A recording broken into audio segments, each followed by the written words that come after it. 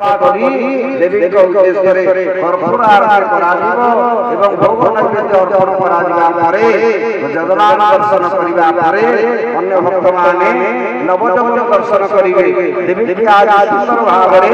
समस्त भक्त माने दर्शन करिबार सौभाग्य पाइबे। वर्तमान जहाँ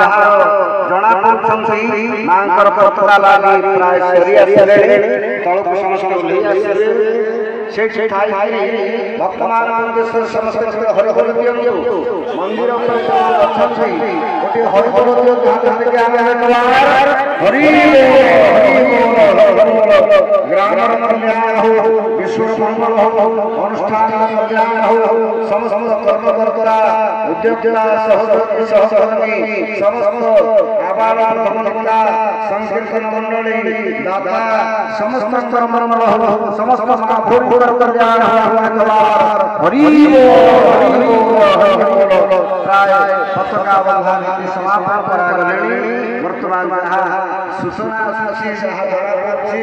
आमर पंडित तो रघुनाथ पंडा महोदय से तळुपासी बसिले आ गोटे शनि मंदिर पाखे पत्रका लागि करा दिबे से ग्रहराज शनि पाखक पड़ी जातु कारण शनि गोटे एमती देवता जदि अपमानता करदेले से छाड़िया समस्त भय करते शनि ग्रह कारण शनि उपद्रव जदि पड़ा 10 16 राजा नलंद भଳି राजा कि